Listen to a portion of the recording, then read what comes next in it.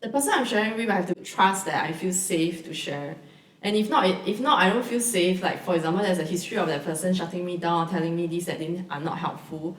It doesn't mean that I will not be their friend or will not interact there anymore. But more like I probably will confide less if I'm going through certain so-called negative situations, and do other activities with that person that will not hurt me.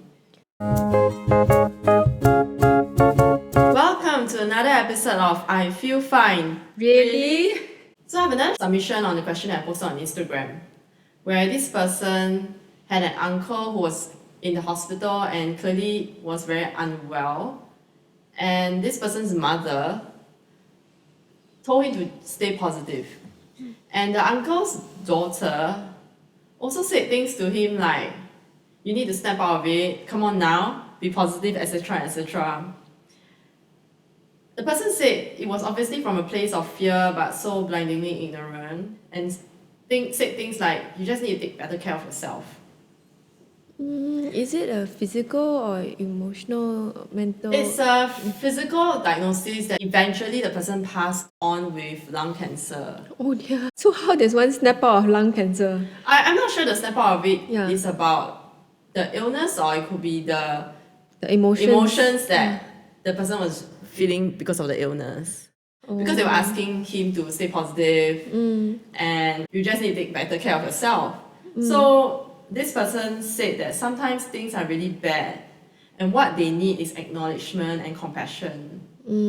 Yeah. Toxic positivity makes me so mad because it denies that other person's experience and shows such a lack of awareness. I mean, if that person is in that circumstance, I think that telling them to snap out of it really won't work. Even though it probably comes from the place that they really want the person to stay alive and they hope that doing so would prolong the person's life. And we hear this all the time, people asking others in a predicament or in a health challenge to stay positive. But it makes the person feel lousy for feeling lousy, and then they feel even more lousy. It's like a spiral. Once again, it shouldn't be one emotion a person is allowed to feel, and there should really be space for the person going through the actual thing to feel whatever he or she needs. So to say you should just take better care of yourself and later eventually a person passed on within a couple of months, I mean, it's really heartbreaking. I also feel for the family. They sounded very concerned and they assumed or hoped that if the person stays positive, it will prolong his life. But I don't know what effect it has on the person. I agree that being positive and being hopeful has great effects on one person, but I'm not sure if that is a genuine feeling hopeful and positive, or it's actually, It's very hard to manufacture or those is kind it of feelings. conjured, or was it like because another person says so? So that's where it could be dangerous, you know. Just because we say so doesn't give the person that power to be positive. You really believe that? When people are in a slump and they are told to be positive, it's like being lectured, and it may feel even worse. I agree with that. I think it's the execution and the manner. I agree about being positive, but I think the way it's being said, like you said, is very like top down lecture, is the issue. There's a certain tact and skill and even rapport in how we want to convey optimism or hope to someone. There are so many ways of saying something, and if it's said in the wrong way, it can make them feel dismissed, shut down, alienated, because they can't match up to expectations. They know that they are falling short, and it can lead to even more discouragement. I mean, it's different situations. I think there's no need to say at all, but to validate a real sadness and fact. Like for this case, he eventually passed on, and like I would trust what the person suggests, that validating his experience and his emotions would be important than denying their experience and reality.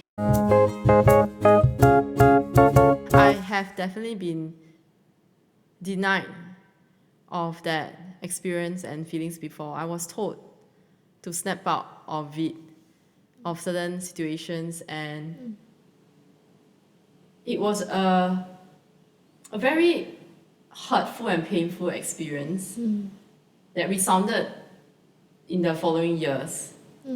I've never really used these words, but I was genuinely surprised that people do. But the time that it was used on me, I was in like shock because it actually came from someone that I'm not expected. And the two examples that I shared, it sounded like these people have access to say that. So likewise, this was said to me of someone that I had a relationship. If I don't really have a relationship or trust with that person, I might not feel as hurt. But from some of the sharings I heard from people around me, it sounded like they often heard these dismissive statements from people they are close to or they've given access to. Yeah. Including your experience you shared earlier, an older relative, right? Perhaps the other person is frustrated, lost patience. Why is so and so still in this state? Why can't he or she just snap out of it? They have come to the end of their tolerance. And another aspect could be, I think back about the patient with the cancer. The family could have been really fearful to lose the person and really hope that staying positive would help to defeat the cancer. Will be a panacea to A cure, everything. maybe. I still feel the focus should be on the person who is going through the exact experience. I find that, for lack of a better word, there's a bit of imposing of certain mindsets on another person It's like we're trying to fix the other person instantly. based on what they think helped them or is helpful.